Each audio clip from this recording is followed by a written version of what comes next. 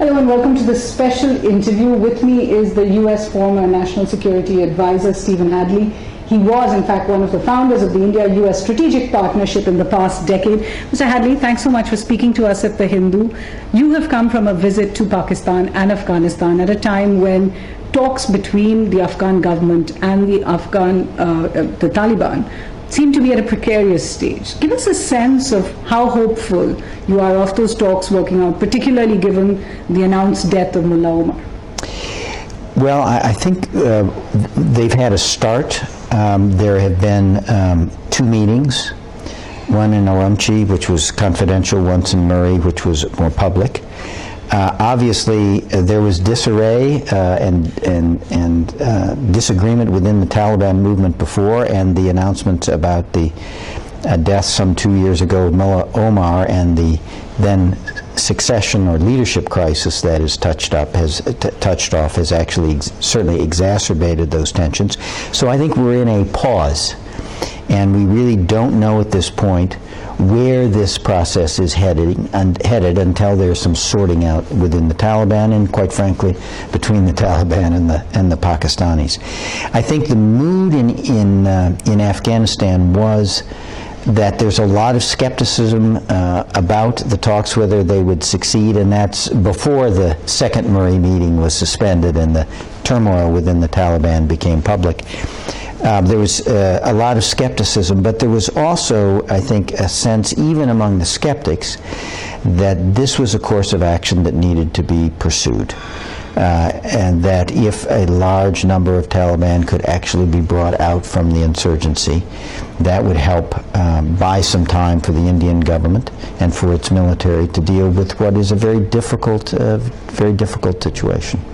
You mentioned the Indian government, yet the perception in India is that India has been frozen out, that the US and China were happy to go to the talks in Murray, to almost give them a seal of approval for being successful talks.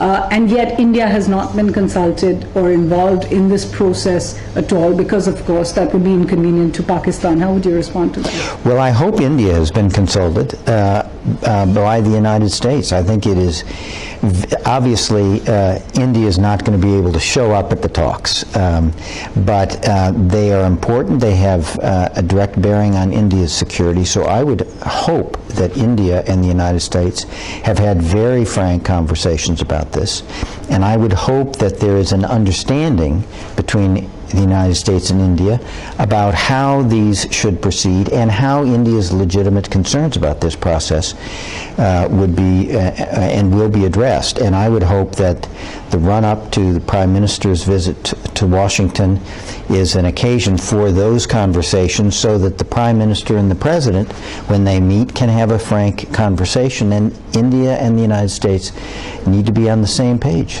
with respect to these talks. I do want to come back to that conversation on terrorism, but as somebody who has followed the Afghanistan situation for so long, there used to be red lines that anyone who went into negotiation with the Afghan government would abjure violence to begin with, would accept the constitution, and it would be an Afghan-led, Afghan-owned process. Instead, what we're seeing is essentially Pakistan running the process, while it isn't at all clear that any of those preconditions have been followed. Have, in fact, the red lines been put aside? I'm not sure they were red lines. They're clearly things that are what Afghanistan would like coming out of these talks. But remember where we were. The Taliban position for a long time was that they would not talk to the Afghan government. They did not recognize the Afghan government as legitimate. They would only talk to the United States, and really the only thing they wanted to talk to the United States about was getting out of the country. So that's where we were. Where we are now is that the Taliban are sitting down with representatives of the Afghan government. And they are being sponsored by Pakistan. That is true. And I think Afghans would tell you that's just the reality of the measure of control that Afghans believe Pakistan has always had over the Taliban. The fact that the United States and China are participating as observers, I think, is a good sign. So I think it represents progress. Is it perfect? No. But I think it represents some progress and an opportunity. But again, these are very difficult, as India well knows, especially with the announcement yesterday, bringing a long-standing insurgent group out of the insurgency is a very hard thing to pull off. All right, you're referring, of course, to the Naga peace process. In Afghanistan, the threat of ISIS seems to loom larger. Certainly, President Ghani has expressed his worry about it. You're in Delhi at a time when India is facing a hostage crisis. 2 men still remain in what India believes is ISIS-affiliated militia groups in Libya. 2 men were released last week. So the question I really want to ask you is, as you come to this region, how do you think India should see the ISIS threat?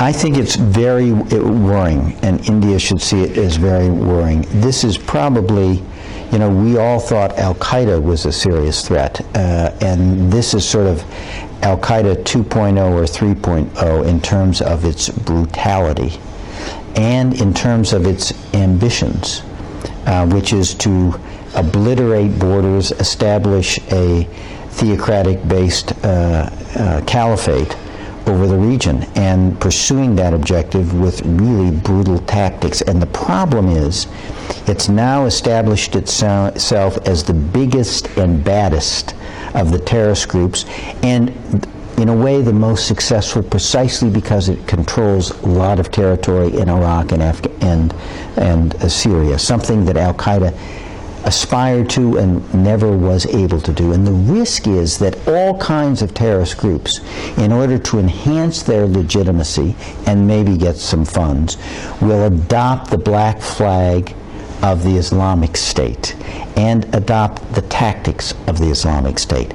And there are any number of terrorist groups, some of them directed at India, who might take advantage of that opportunity. That ought to be very worrying to India, and it's why India ought to be supportive of any effort, reasonable effort, that brings down terrorism, that takes people out of terrorism in a way that, of course, respects India's national security interests.